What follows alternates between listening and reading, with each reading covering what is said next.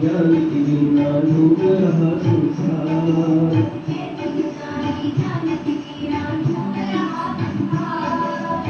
देखो वो करता है जगदम्बा से प्यार।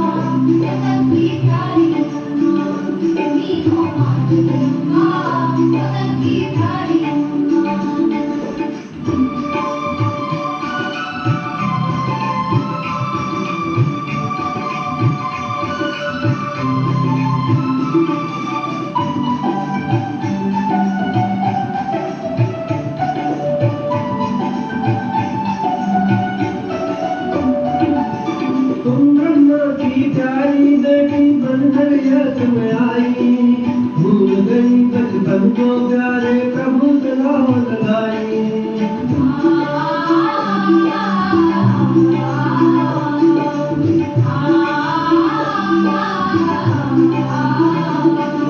तुम ब्रह्मा की प्यारी देखी बनकर यह तुम आई। भूल गई बचपन को प्यारे प्रभु सलाह लगाई। लगन देख कर दे डाले बाबा ने सब अधिकार।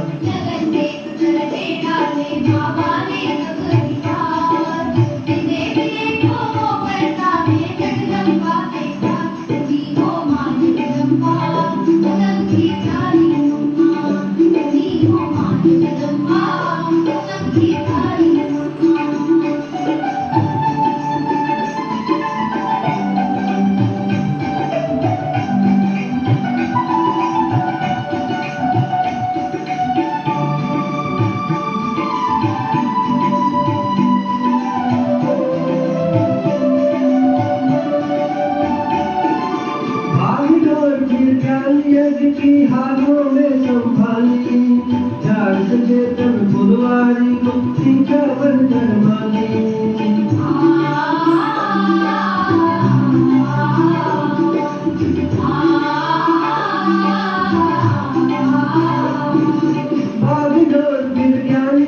की हाथों में संभाली चार चेतन फुलवारी को सीखा बंधन माली।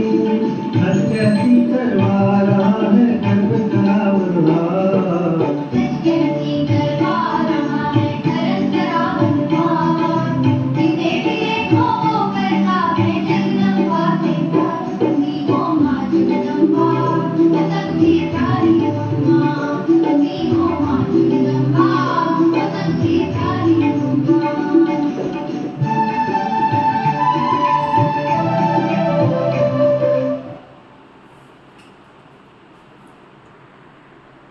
ओम शांति। आज बाबा कहते मीठे बच्चे,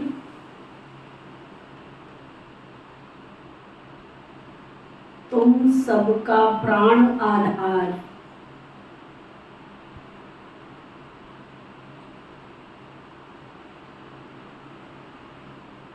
बाबा आया हुआ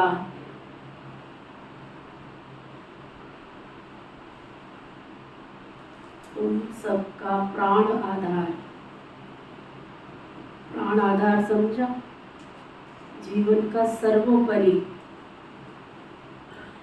संसार की सर्वोच्च शक्ति। एक बार भोजन ना मिले चलेगा, लेकिन प्राणवायु तो जरूर चाहिए।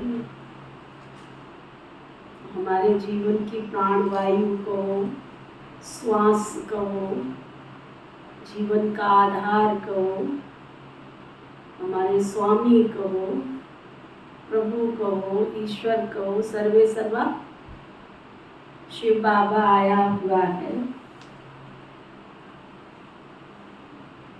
तुम्हें जमघटों के दुखों की पीड़ा से छुड़ाने के लिए।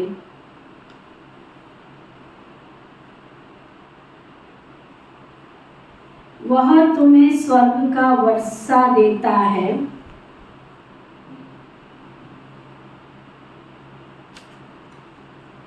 वह सर्वव्यापी नहीं है।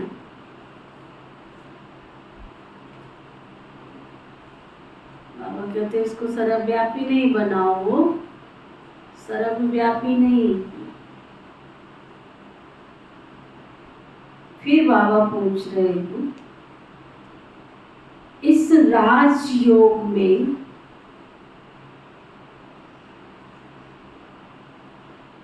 कौन सा योग सदा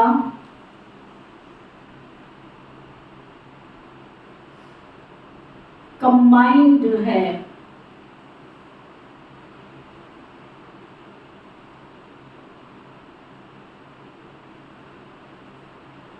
दुनिया में जो योग करते हैं, हठ योग करते हैं या दूसरी क्रियाएं करते हैं, और यहाँ हम राजयोग का अभ्यास करते हैं, दोनों में अंतर। और इस राजयोग में कंबाइंड स्वरूप क्या है, तो वो बाबा बता रहे हैं इस राजयोग में प्रजा योग सदा ही कंबाइंड है।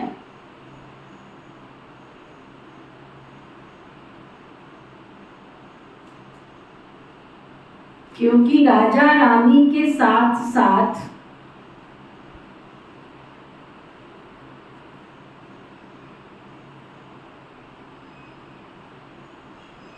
प्रजा भी चाहिए।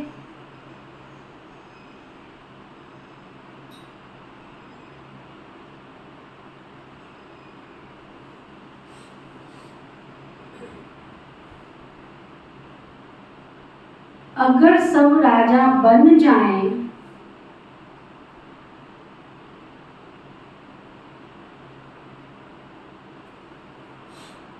अगर सब राजा बन जाएं तो राज्य किस पे करेंगे? मैं भी रानी, तू भी रानी, कौन भरेगा पानी? सब कहते हैं हम महाराजा महारानी बनेंगे।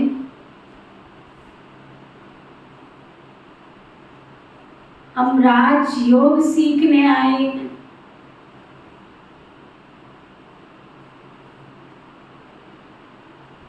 परंतु राजा रानी बनने के लिए तो बहुत हिम्मत चाहिए। ऐसा नहीं है कि बन नहीं सकते हो, चाहो तो बन सकते हो, परंतु इतना पुरुषार्थ, इतनी हिम्मत चाहिए। पूरा बल होना चाहिए अंदर, पूरा पूरा बल, ताकत चाहिए पूरी। बाप पर पूरा पूरा बलि चढ़े तो राजा ही पा सकेंगे। भगवान के ऊपर पूरा वारी जाएंगे, कुर्बान जाएंगे, तो भगवान से सर्व शक्तियों का अधिकार प्राप्त कर पाएंगे। गीत है, प्रीतम आन मिलो सजना, ओम शांति। प्रीतम को कौन बुलाते हैं? प्रीतमा को सजनी व भक्ति कहा जाता है। बुलाते हैं साजन को, भगवान को अथवा बाप को। इसमें सर्वव्यापी का ज्ञान तो कभी ठहरता ही नहीं। अगर भगवान को बुलाते हैं, ईश्वर को बुलाते हैं, तो जरूर वो यहाँ नहीं है तो बुलाते। प्रीतम को बुलाते हैं कि आन मिलो। जीव आत्माएं अपने परम पिता परमात्मा को बुलाती है। ओ परम पिता परमात्मा आओ और हमारे ऊपर रहम करो। स्वर्ग में तो ऐसे नहीं बुलाएंगे। जब सुख होता है तब ईश्वर को बुलाते हैं, तो स्वर्ग तो बहुत दूर की बात है। यही अगर 5 उंगलियां देसी घी में हो, दुनिया में क्या कहते हैं, 5 उंगलियां घी में हो तो कौन किसी का भैया तो कौन किसी का सैया, तभी सबको भूल जाते हैं। तो ईश्वर माना सब कुछ देने वाला दाता, और अगर वो स्वर्ग में भेज देता है तो वहां तो 5 क्या, प्रकृति के 5 तत्व भी हमारे आज्ञाकारी, 5 विकार जिन पर हमने विजय प्राप्त की, 10 जो दिशाएं हैं वो हमारे अनुसार सुख दे रही हैं। भोजन में खाने को 56 प्रकार के भोग हैं, रहने को सुंदर सा महल है, तो कौन किसको याद करे।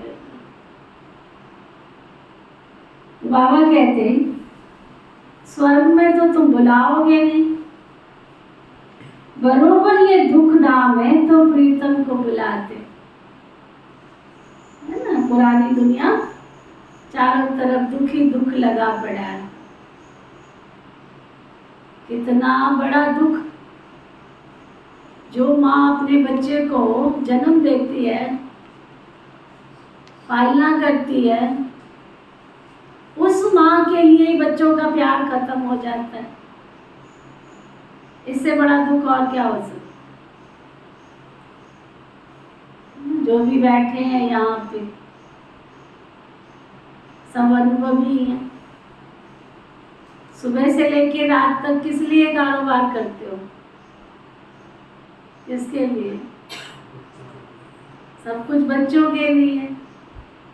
फिर एक बच्चे के लिए थोड़े ही करते हो, फिर आगे उसकी जनरेशन के लिए करते हो, फिर आगे उसकी जनरेशन। बचपन से लेके सारा कारोबार में लगा देते हैं जीवन। कईयों को हमने देखा ज्ञान अच्छा लगता है, बाबा अच्छा लगता है, लेकिन बाबा के घर तक नहीं आ पाते। क्यों नहीं आ पाते? कि घर का कारोबार ही है। कारोबार क्या करते हो तुम? तो 2 मियाँ बीवी हो, क्या कारोबार है? 2 मियाँ बीवी थोड़ी, घर में फिर बहू बेटे, फिर बहू बेटे के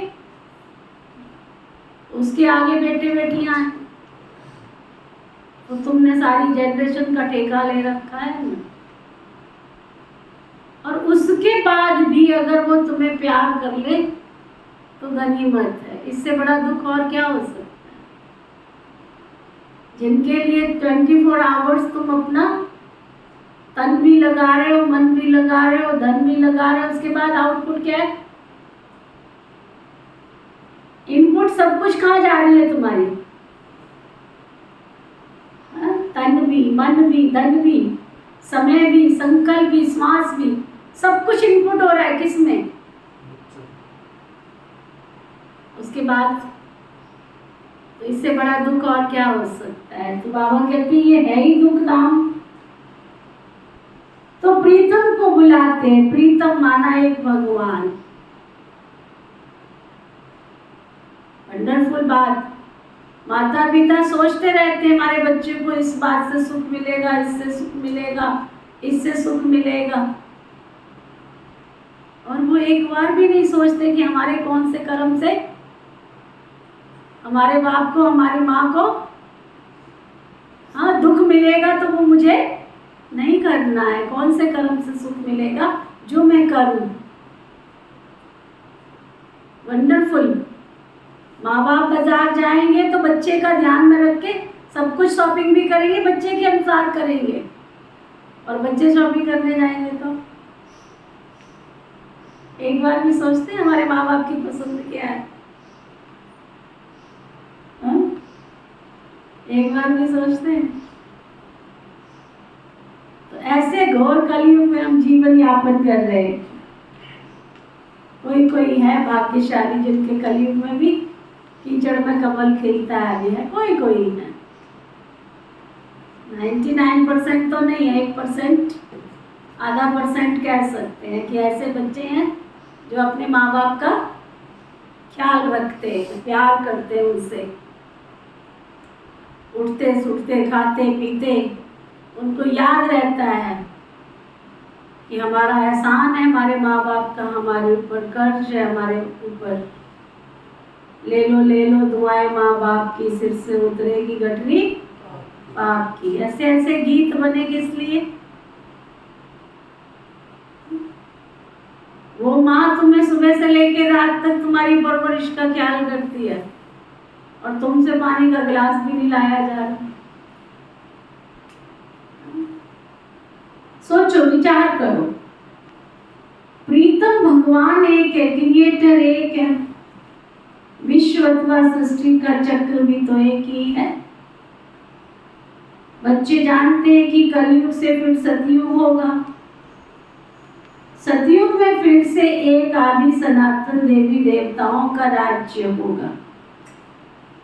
ये नॉलेज है ना? तुम बच्चे जानते हो प्रीतम कैसे आएगी? शिव तो निराकार है, तुम सब निराकारी आत्माएं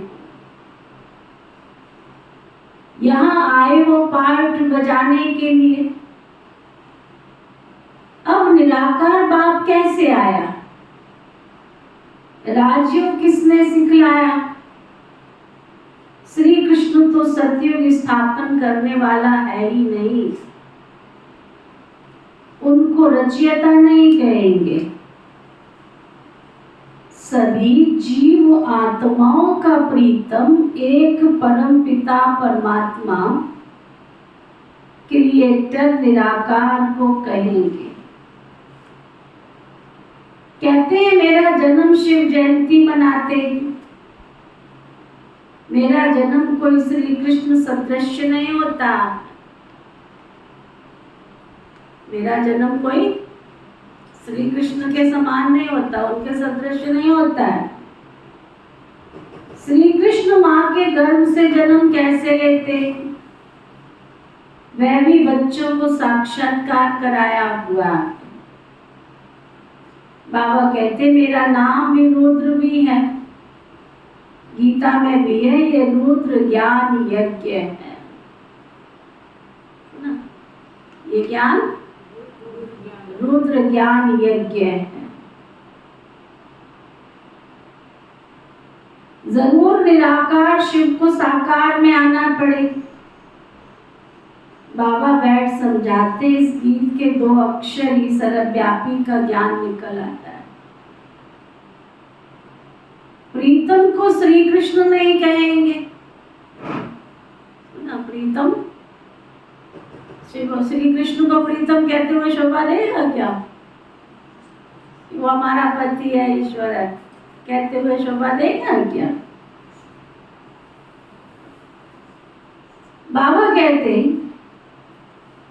कहते ही है ओ गॉड फादर, ओ प्राण आधार, क्योंकि ये सबका प्राण आधार है ना। सभी को जमघटों के दुख की पीड़ा से छुड़ा देते, तो जरूर उनको आना पड़े। क्यों आते हैं शिव बाबा? दुनिया इतने दुख देती है, उन दुखों से छुड़ाने के लिए। बाप कहते हैं मैं कल्प कल्प कल्प के संगम युगी आता हूं, यही कल्याणकारी संगम युग है। सतयुग के बाद तो फिर 2 कला कम हो जाती है, यही संगम युग चढ़ती कला का युग है। इसमें बुद्धि से काम लेना चाहिए, नए के लिए तो बहुत सहज समझाते हैं। तुम्हारा बाप निराकार परमपिता परमात्मा शिव है, उनको याद करो बस। और गुरु गोसाई आदि के मंत्र सब हैं भक्ति मार्ग के। भक्ति आधा कल्प चलती है, फिर ज्ञान का वर्षा भी आधा कल्प चलता है। ज्ञान वहां नहीं रहेगा, ज्ञान दिया जाता है दुर्गति से सदगति में ले जाने के लिए। गुरु का काम है शिष्य अथवा फॉलोअर्स के गति सदगति करना, परंतु वह जानते नहीं है कि गति सदगति क्या होती है। गाते भी हैं सर्व का सदगति दाता एक राम है, पतित पावन सर्व सीताओं का राम। बच्चे जानते हैं कि सतयुग में तो एक ही धर्म रहता है, सूर्यवंशी राज्य चलता है। फिर राम राज्य में दो कला कम हो जाती है। वहां रावण आदि कोई होते नहीं, कोई उपद्रव भी नहीं होते। ये सारी दुनिया ही लंका बन गई। रावण राज्य है ना। इस समय सब मनुष्य बंदर से भी बदतर हैं, क्योंकि सभी में 5 विकार प्रवेश। कितना मनुष्यों में क्रोध है, एक दूसरे को मारते रहते, मरने मारने की तैयारी करते रहते। तुम सब विकारी थे, अब बाबा आकर रावण पर जीत पहनाते। शास्त्रों में तो क्या क्या बातें लिख दी। ऐसे थोड़ा ही पूंछ को आग लगी और सारी लंका जल गई, ऐसा होता है क्या? पूंछ को आग लगी और कितना गहरा राज है। हनुमान जी की पूंछ को आग लगी और लंका सारी जल गई। क्या राज है इसका? जो हमारी पूंछ है, अगर हम अपनी पूंछ को आग लगा देते तो हमारी पूंछ क्या चीज? किसी काम में आप ठीक है। और बताओ पवन भाई, लंका को आग लगी हनुमान जी की पूंछ में आग लगने से, क्या मतलब है इसका? पवन भाई को सुनाई दे रहा है? तो फिर क्या सुनाई दे रहा है? ज्ञान की अच्छी अच्छी बातों का चिंतन करना चाहिए ना, इतने साल से ज्ञान सुन रहे हो। हाँ जी शीला बहन। पूछना, इसलिए नहीं पूछा, उसने नहीं पूछा, अहंकार को आग लगाओगे तुम यहाँ। देखो क्लियर समझो, अच्छी बात देखो कितना स्पष्ट है। रावण की लंका माना 5 विकार, आसुरी दुनिया, दुख अशांति कलह कलेश, यही है ना रावण। और क्या है कि इसके अलावा कुछ है? सोने को कभी आग लगती है? वैसे नहीं लगती है। सोने की लंका थी फिर भी आग लग गई उसको। सोने की लंका माना ये दर्शाता है कि भरपूर था सब कुछ, कमी नहीं थी किसी चीज की। लेकिन क्या था उस राज्य में? 5 तत्व रावण के हाथ में थे। काल को भी उसने अपने साथ बांध रखा था, फिर भी रावण का अंत हो गया, फिर भी लंका का नाश हो गया, केवल हनुमान जी की पूंछ में आग लगने से। समझो, ज्ञान को अंदर ले जाओ। दुनिया के पास सब कुछ है, चीज वस्तु वैभव आज संसार में किसी के पास कोई कमी नहीं है किसी चीज की। लोग पहले झोपड़ी में रहते थे, जंगलों में रहते थे, पानी कुएं से भर के लाना पड़ता था। आज टूटी खोलो, समय कितना परिवर्तनशील है। पहले कुएं होते, पहले लोग नदी के पास जाते थे, फिर घर के सामने कुएं खुदने लग गए, फिर हैंडपाइप का जमाना आया, लोग हैंडपाइप से पानी निकालते थे, है ना। फिर घर में छोटा वाला हैंडपाइप आया, उससे पानी निकालते थे। और अब टूटियां भी लगी तो घर में एक छोटी सी टैंकी बनाते थे, छोटी सी नीचे, जहाँ पे बर्तन रखे धोने करने। और अब तो लोगों के नीचे भी टैंकी, ऊपर भी टैंकी, पानी का फुल स्टॉक। टूटी खोलो, पानी स्विच ऑन करो, पंखा, पांचों तत्व। जब बरसात चाहो लोग बरसात कर लेते हैं, जब रोकना चाहो रोक सकते हैं। कई ऐसे देश हैं जब चाहे वो बरसात कर सकते हैं, जब चाहे वो रोक सकते हैं। आज की दुनिया में मनुष्य आत्माओं के पास किसी चीज की कमी नहीं है, लेकिन ईगो, अहंकार, देह अभिमान सब कूट कूट के भरा हुआ है। बच्चे से लेके बूढ़े तक अहम, मैं किसी से कम नहीं, दम मेरे में है नहीं। मैं कम किसी से हूँ नहीं और दम मेरे में है नहीं। तो देह अभिमान, देह अहंकार। हनुमान कौन सूचक है? हनुमान, जिसने मान का हनन किया हो, अर्थात जिसको कोई मान सम्मान की इच्छाओं से परे, इच्छा मात्र अविद्या। कोई मेरी महिमा करे, कोई मेरा है ना बखान करे, मेरी बहुत कर्तव्य जो मैं कर रहा हूँ उसका बखान करे, मैं जो सेवा कर रहा हूँ उसका बखान करे, महिमा करे, मान करे। तो हनुमान माना जिसने पांचों विकारों में से मान सम्मान को भी तिलांजलि दे दी। कोई पूछे तो भी ठीक है, कोई नहीं पूछे तो भी ठीक है ना। आज दुनिया में क्या है, पूछ पूछी तो है। मैं उसके घर गई, उसने पानी को नहीं पूछा, उसने मुझे कुछ खिलाया नहीं, मुझे पूछा नहीं, मुझे बैठने के लिए नहीं कहा, मुझे खड़े।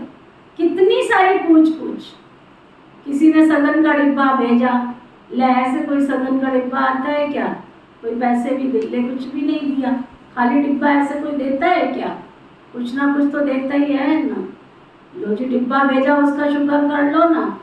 अच्छा, किसी के पास कार्ड गया, डिब्बा नहीं गया, कहते ले सूखा सा कार्ड भेज दिया, सगन देने जाओ इनको 1100 रुपये का कार्ड, देखो सूखा सा आ गया, कोई मिठाई का डिब्बा भी नहीं। तो हर चीज में पूछ पूछ लगी पड़ी है ना। तो मान सम्मान को तिलांजलि देने वाला, पूछ पूछ को आग लगाने वाला, जिसने इन सब चीजों से अपने आप को ऊपर उठा दिया हो, वो है हनुमान। और जब इस पूछ को आग लग जाती है तो समझो क्या, लंका अर्थात आसुरी दुनिया खत्म हो जाती है। आसुरी दुनिया अर्थात हमारे अंदर बैठे हुए जो विकार है, हमारे अंदर बैठी हुई जो बुराइयां हैं, हमारे अंदर जो दुख देने वाली आदतें हैं, संस्कार हैं, वो जलकर खत्म हो जाते हैं। तो बाबा कहते हैं 5 विकार प्रवेश करते कितना मनुष्यों में क्रोध है। देखो ऐसे थोड़ी पूछ को आग लगी और सारी लंका जल गई। वास्तव में लंका ही सारी दुनिया है। तो ब्राह्मण कुलभूषण बच्चे पहले भी पतित थे, अभी तो माया रावण पर जीत पाते हो। बाबा ने आकर सबकी बुद्धि का ताला खोला है। बुद्धिमानों की बुद्धि बाप है ना। मनुष्य तो क्या क्या बातें बनाकर सुनाकर और ही माथा खराब कर देते हैं। बाप कहते हैं ये फिर भी होना ही है। सर्वव्यापी का ज्ञान पहले नहीं था। कहते थे परमात्मा बेअंत है, बेअंत कहकर फिर उनको सर्वव्यापी कहना कितनी बड़ी भूल है। शिवोहम तत्व तो हम कह देते हैं, कभी शिवोहम तो कभी ब्रह्मोहम कह देते हैं। यही नहीं पता हम है क्या। कभी कहते हैं हम ही शिव है, कभी कहते हैं हम ही ब्रह्म है, कभी कहते हैं हम ही भगवान है, कभी कहते हैं भगवान नाम की चीज नहीं है, कभी कहते हैं नेचर इज गॉड है। पता नहीं क्या क्या कहते रहते हैं। ब्रह्म तो रहने का स्थान है ना। शिव बाबा ब्रह्म तत्व में रहते हैं, इसलिए उनका नाम ब्रह्मांड। हम आत्माएं भी वहां की रहने वाली हैं। वे लोग फिर शिव को नाम रूप से न्यारा कह देते हैं। ये बड़ी समझने की बातें हैं ना। सो भी जब एक हफ्ता रेगुलर कोई बैठकर समझे तब कोई ज्ञान से चोली रंगे। कोई अंदर ज्ञान को समझने की कोशिश करे तो अंदर ज्ञान जाए। समझाना है तुम्हारा बेहद का ये बाप है जिससे तुम्हें 21 जन्म के लिए मुक्ति और जीवन मुक्ति का अधिकार मिलता है। बाकी सबको मुक्ति का वर्षा मिलता है। बाप कहते बच्चे अभी ये नाटक पूरा हुआ, तुम्हारे 84 जन्म पूरे हुए, इतना समय पाठ बजाया, अब फिर घर वापस जाना है। बाप आकर हमारे लिए राजधानी स्थापन करते हैं तो जरूर ये संगम स्थापन हो, तब तो सतयुग में तुम वर्षा ले सकोगे। जो कहते हैं हम नदी के किनारे गए हैं या समुद्र के किनारे गए हैं, कभी नाव में और पानी के जहाज में बैठे हैं, वो हाथ उठा जरा। अच्छा, नदी के किनारे ही नहीं गए। अच्छा, नदी की नाव में नहीं बैठे हैं कभी? तो मैंने हाथ इसलिए तो उठवाया, सुनते नहीं हो। एक एक बात के लिए दो दो बार बोलना पड़ता है, सिंपल सी बात के लिए। ऐसे बैठते जैसे कुछ खा के बैठे हो, नशा चढ़ा हो। जो बात पूछी जाती है तो रिस्पॉन्स देना चाहिए। कोई पूछने के पीछे कोई कारण तो होगा ना। तो जो नदी के किनारे गए हैं, बैठे नाव में, वो हाथ उठाओ। तो जब नाव में बैठते हैं ना, तो नाव और नदी, नाव तक पहुंचने के लिए बीच में एक रास्ता होता है जहां पे नाव खड़ी होती है। देखा है ध्यान से? देखा है कि किनारे पे नाव होती है, थोड़ा सा रास्ता होता है, फिर नाव आगे से, और उसके साथ वो क्या बोलते हैं उसका, ना शब्द नहीं याद आ रहा, क्या बोलते हैं, सांकल सी है ना, उसकी बंधी हुई होती है, किनारे पर नहीं होती, सांकल है ना, जो बंधी हुई होती है, उसको बांधने के लिए वो लंबा सा रास्ता, खास करके लकड़ी का या किसी चीज का विशेष बनाया जाता है, वहां वो नाव बंधती है जहां जाते।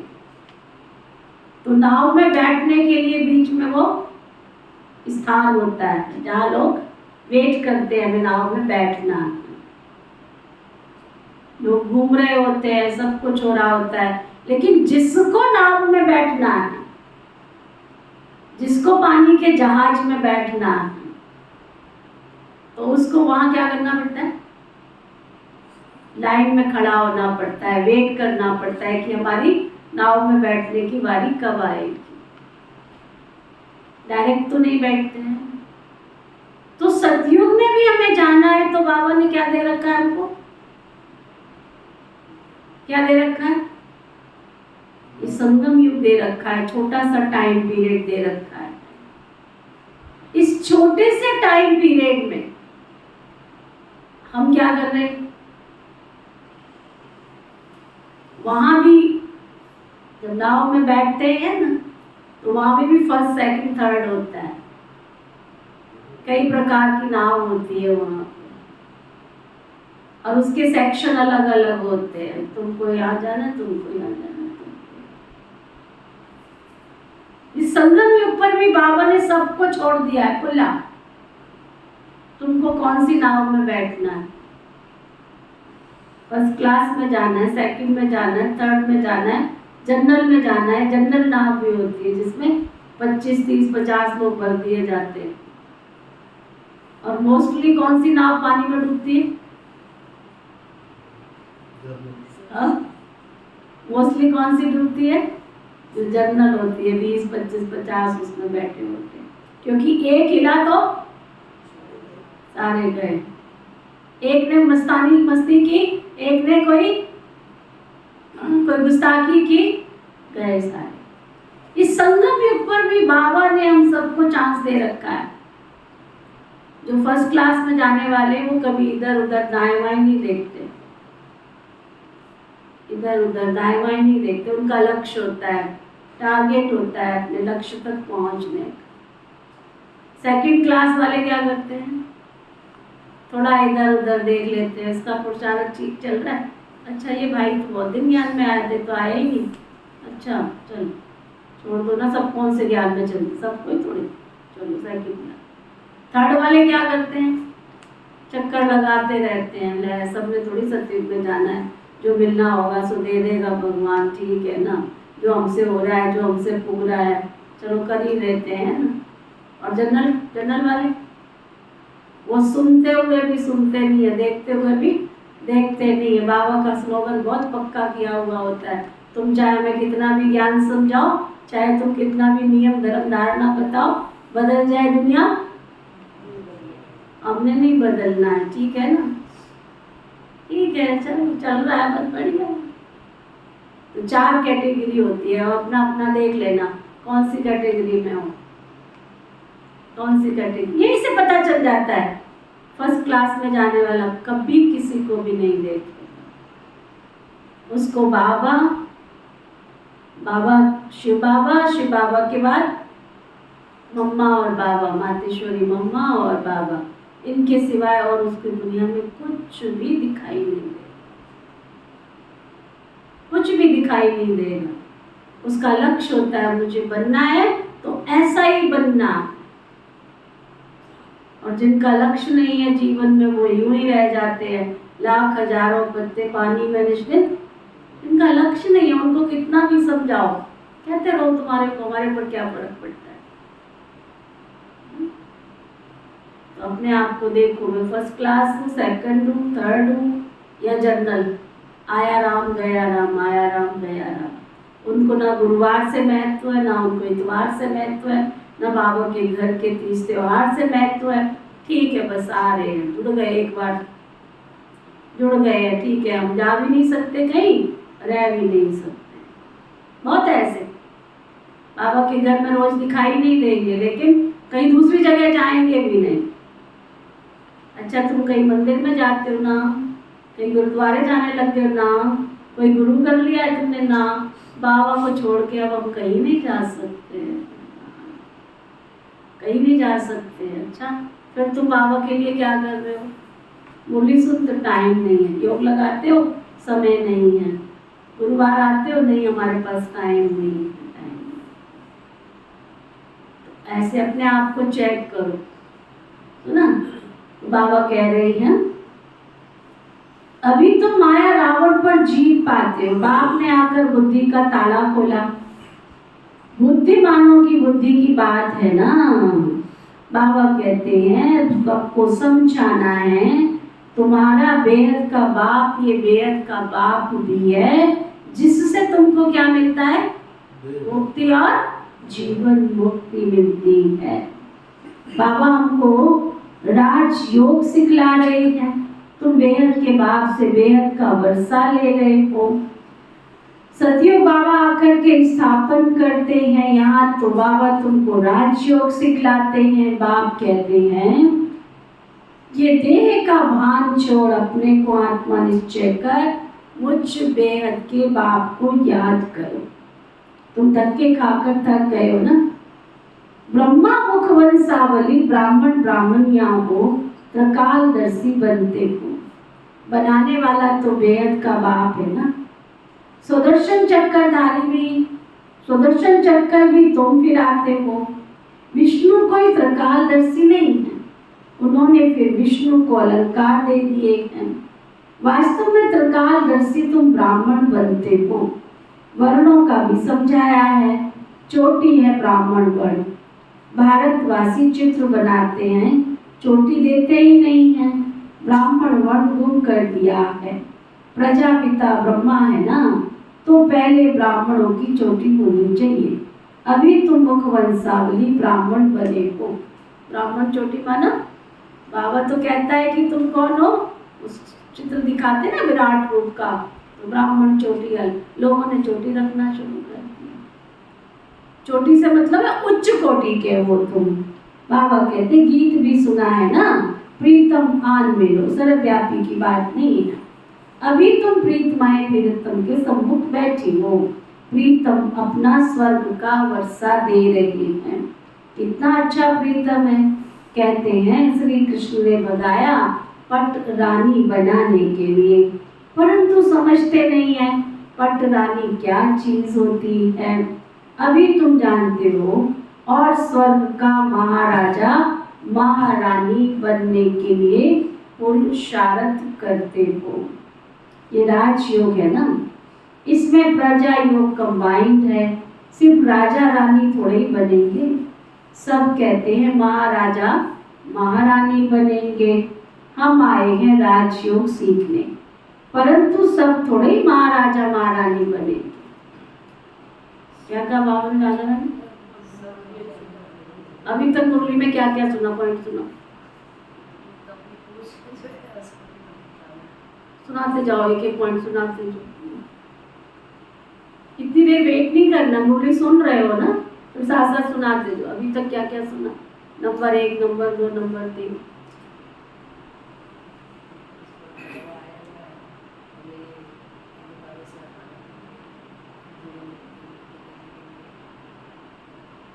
क्या सुना सब? हनुमान जी जो है उनको कोई मान दे या ना दे, उनको इन चीजों से कोई मतलब नहीं। ये तो मुरली में नहीं था। नहीं, वैसे आपने समझाया मुरली में तभी बाबा ने क्या क्या समझाया वो सुनाओ ना। वही घूम रहा है अभी तक, हनुमान जी घूम रहे हैं। सुना तो सब कुछ ही है। अच्छा, फिर हाँ जी कौशल्या माता।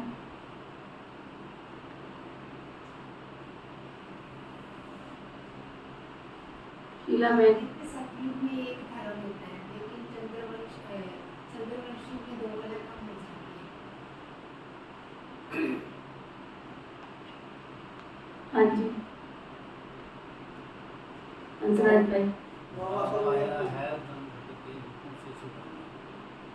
किससे छुड़ाने? जमघटों से छुड़ाने। और क्या सुना? पूरे 2 पेज होने लगे हैं। क्या सुना? हम शांति। हाँ जी कपिल भाई।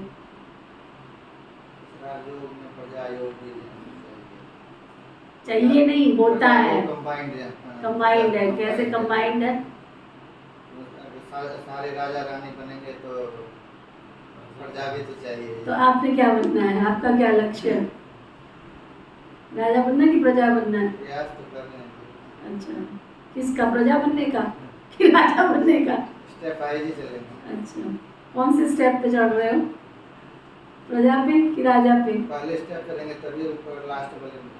अच्छा, बाबा तो कैसा लास्ट तो फास्ट, फास्ट तो फर्स्ट। बाबा तो कहता ही नहीं है स्टेप चढ़ना है। लिफ्ट में कोई स्टेप होते हैं क्या? स्टेप होते हैं लिफ्ट में? तो बैठ के सीधा पहुंच जाते हैं। तो बाबा ने तो हमें लिफ्ट दी है। मेहनत तो करना पड़ेगा। अच्छा, हाँ जी बलदेव भाई।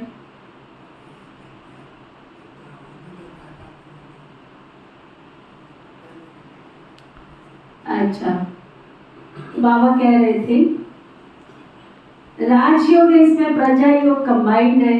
सिर्फ राजा रानी थोड़े ही बनेंगे। सब कहते हैं महाराजा महारानी बनेंगे। हम आए हैं राजयोग सीखने, परंतु सब थोड़े ही महाराजा महारानी बनेंगे। हिम्मत चाहिए, पूरा बल होना चाहिए ना।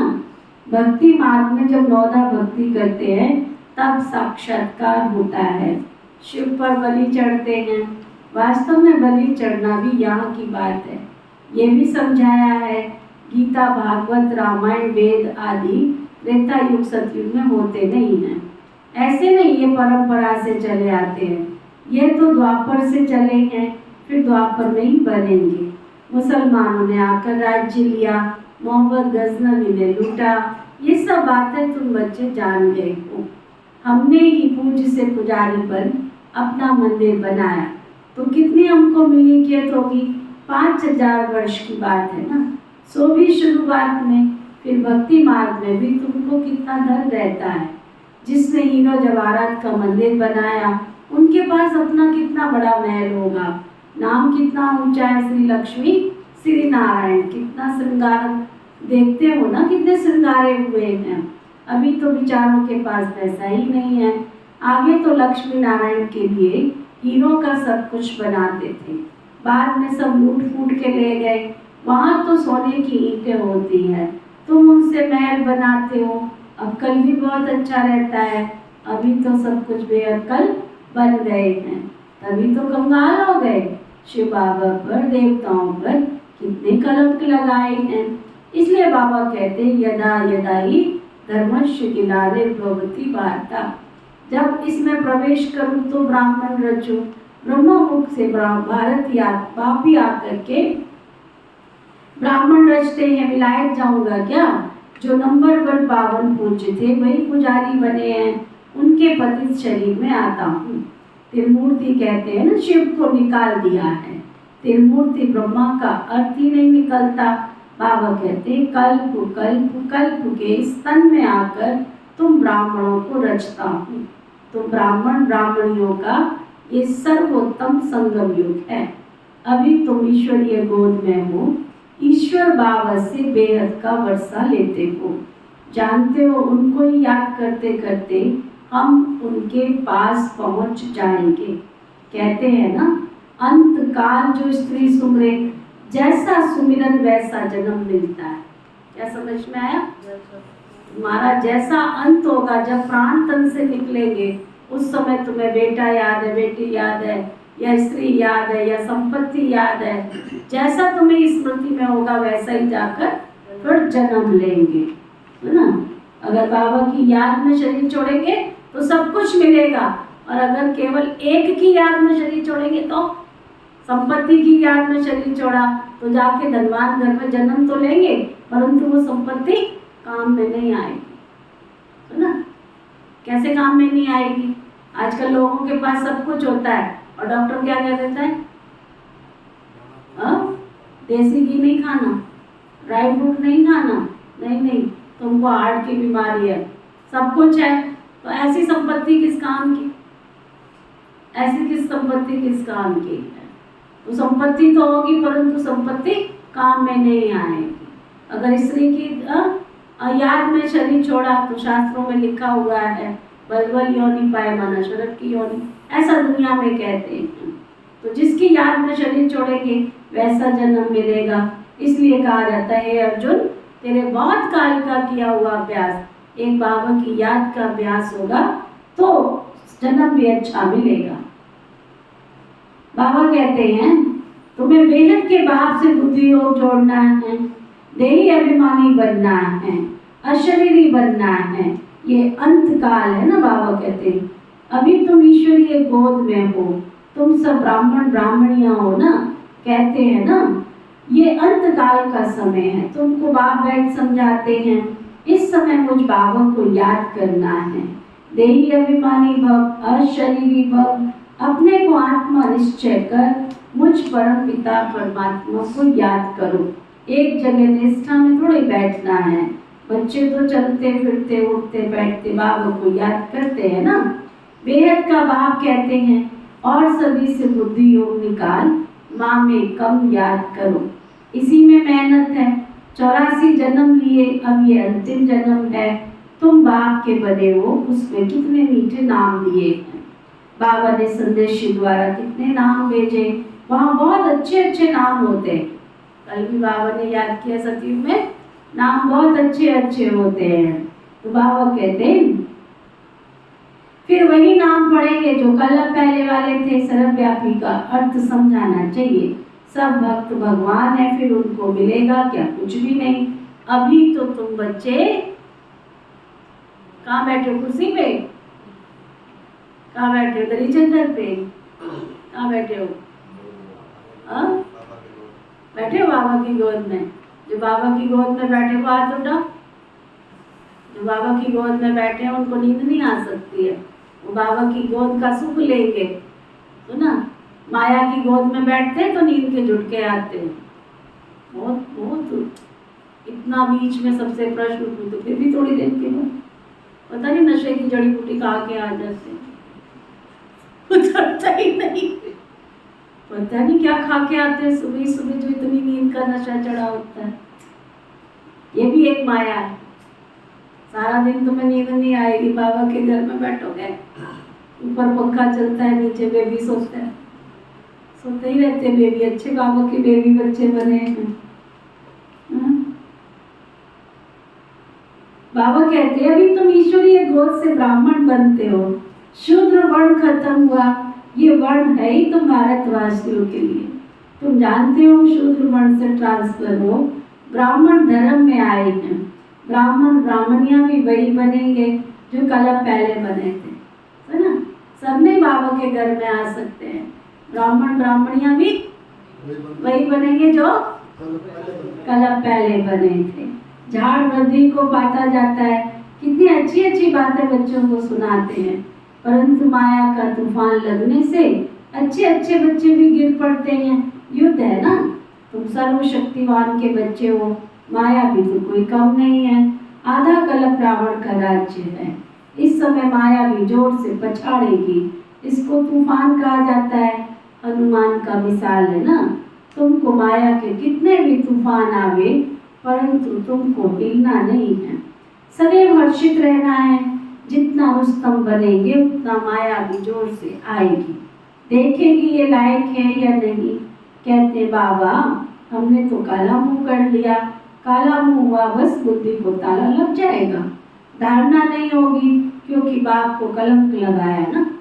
अगर बाप के घर में, बाबा के घर में आते भी रहे और उल्टे पुल्टे काम करते रहे तो बाबा कहते बुद्धि फिर तुम्हारी बंद हो जाएगी। लौकिक बाप भी तो ऐसे ही कहते हैं ना, तुम कुल कलंकित हो। बाबा भी समझाते हैं बच्चे तुम्हें कुल कलंकित नहीं बनना है, बाबा परम धाम से आए हैं तुमको पढ़ाने। भगवान वाच में तुमको राजाओं का भी राजा बनाने आया हूँ, राजा ही जरूर स्थापन होगी। इस समय तुम ब्राह्मण बने हो, उतने ही बने थे और बनते रहेंगे। बच्चों को याद रखना है कि उस पारलौकिक बाबा का कोई बाप नहीं है, वो है ही सुप्रीम नॉलेजफुल, मनुष्य सृष्टि का बीज रूप, पतित पावन, रहम दिल, नॉलेजफुल, विलिसफुल। उन पर कोई विलिस करने वाला नहीं। किसके ऊपर? शिव बाबा के ऊपर कोई कृपा करने वाला नहीं है। वो तुम्हारे ऊपर कृपा करते हैं, लेकिन शिव बाबा के ऊपर कोई कृपा करने वाला नहीं है। वह खुद ही बाप टीचर सदगुरु है। बेहद के बाप के घर में तुम सम्मुख बैठे हो, ये ईश्वरीय कुटुंब है ना। वृद्धि को पाते जाएंगे। 84 का चक्र भी बुद्धि में याद है। हम सो देवता इतने जन्म, हम सो क्षत्रिय इतने जन्म, फिर हम सो देवता बनेंगे। माया दुखधाम बनाती है, बाबा आकर के सुखधाम बनाते हैं। कितना सहज है, खूब पुरुषार्थ करना चाहिए। अब का पुरुषार्थ, बाबा कहते हैं अब का पुरुषार्थ कल्प के लिए तुम्हारा पुरुषार्थ बन जाएगा। कहेंगे कल्प कल्पांतरम ऐसा पुरुषार्थ करते आए हैं। मम्मा बाबा भी पुरुषार्थ करते हैं। यही वही फिर पूज्य से देवी देवता श्री लक्ष्मी नारायण बनेंगे। श्रीमत पर हम श्रेष्ठ बनते हैं। अच्छा, मीठे मीठे सिकिलदे बच्चों प्रति माता पिता बाप दादा का याद प्यार और गुड मॉर्निंग। रूहानी बाप की रूहानी बच्चों को नमस्ते। हम सब रूहानी बच्चों की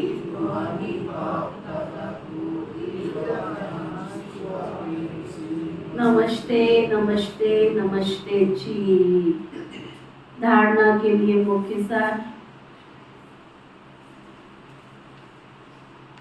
धारणा के लिए मुख्य सार क्या है पवन भाई?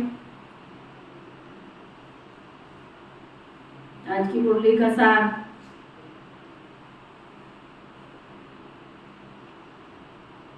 ओम शांति। मुरली सुनिए। जो फर्स्ट क्लास में जाएंगे वो कभी ये नहीं लेंगे। आपने किस में जाना है? फर्स्ट में, सेकंड में, थर्ड में कि जनरल में? चल जाओ। मुरली का सार, मुरली सुनते हैं ना, सार निकालना चाहिए। आज बाबा की मुरली का तंत्र ये है, सार ये है, निचोड़ ये। अगर बुद्धि में सार रखेंगे तभी तो पुरुषार्थ करेंगे ना। अगर सार ही नहीं रखेंगे तो पुरुषार्थ कैसे करेंगे? सार, इस अंत काल के समय में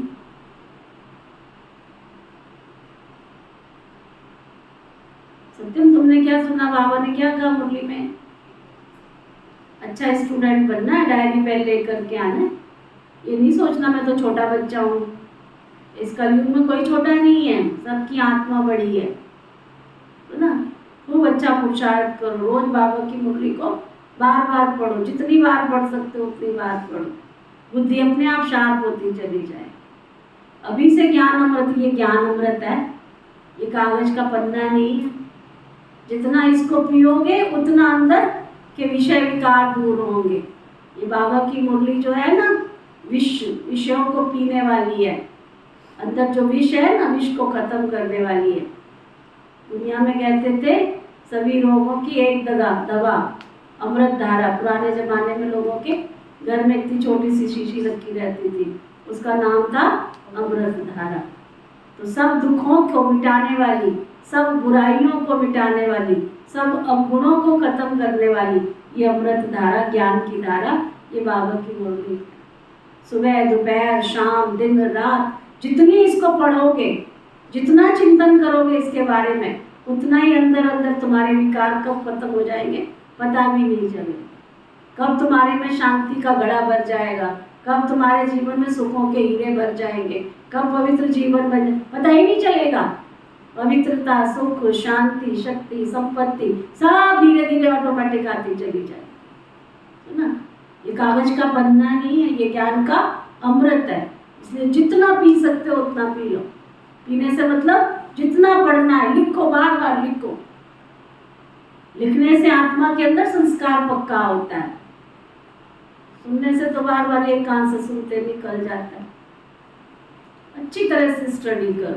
डायरी उठा के ले आते हैं, ऊपर प्रश्न लिखा, नीचे होता। अरे मुरली को सुनते समय अच्छी अच्छी पॉइंट बीच बीच में लिखो, तब तो जाग खुले।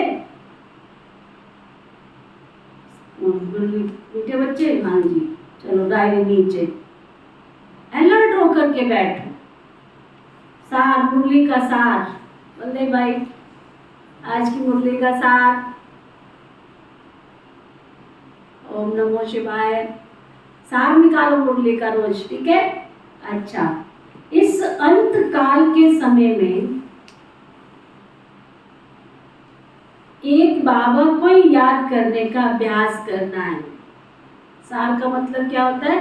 बाबा की 3 पेज की जो मुरली है, उस मुरली में एक ही बात को बाबा ने कितने तरीके से समझाया, वो सार बन जाता है बाबा की मुरली का। उसको पक्का करके हमने जाना है। इस अंत काल के समय में एक बाबा को याद करने का अभ्यास करना है। अशरीरी बनना है, अशरीरी बनना है। कभी भी कुल कलंकित नहीं बनना ना, बाबा का नाम बदनाम नहीं करना। ऐसा कोई काम ना हो जाए जो बाप का नाम बदनाम हो।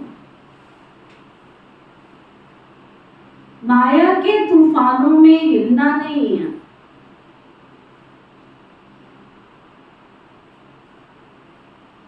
सदा हर्षित रहना है।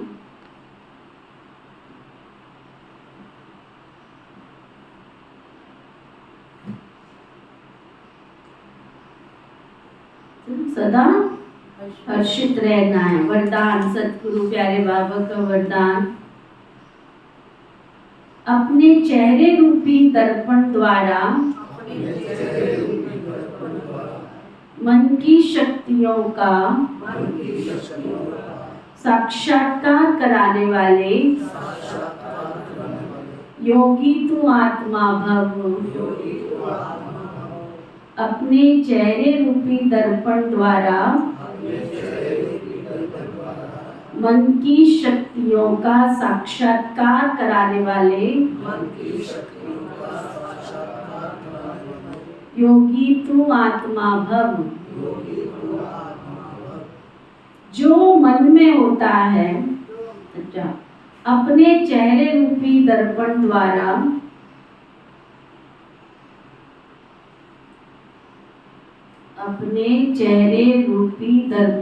चेहरा क्या है? मनुष्य का दर्पण। चेहरे रूपी दर्पण द्वारा मन की शक्तियों का साक्षात्कार कराने वाले योगी तू आत्मा भव।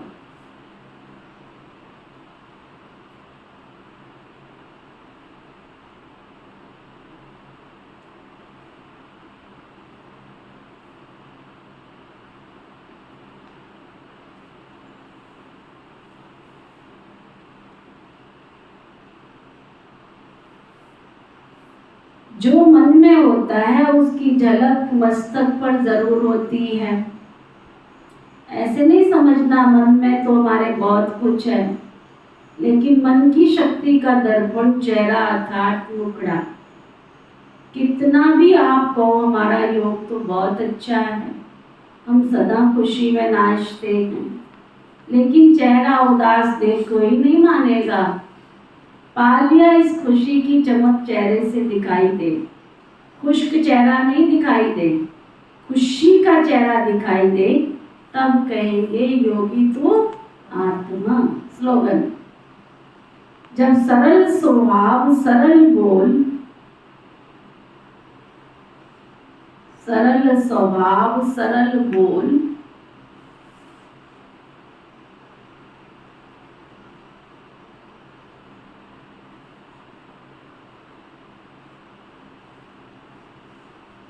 सरलता संपन्न कर्म हो, तब बाप का नाम वाला कर सकेंगे।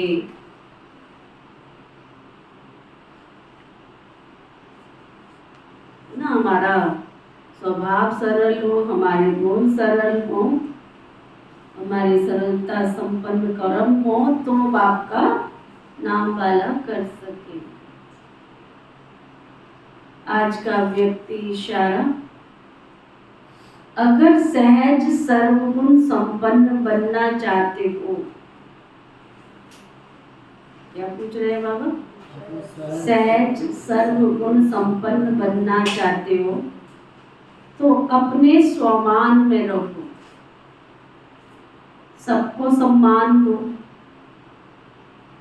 जैसे बाप ने बच्चों को अपने से भी ऊंचा स्वमान दिया, हर एक बच्चे को पांव में गिरने से छुड़ाए सिर का ताज बनाया, स्वयं को सदा ही प्यारे बच्चों का सेवाधारी कहलाया है। इतनी बड़ी अथॉरिटी का स्वमान बच्चों को दिया, तो जितना स्वमानधारी उतना ही निर्माण, सर्व के स्नेही बनो। ओके, ओम शांति शांति।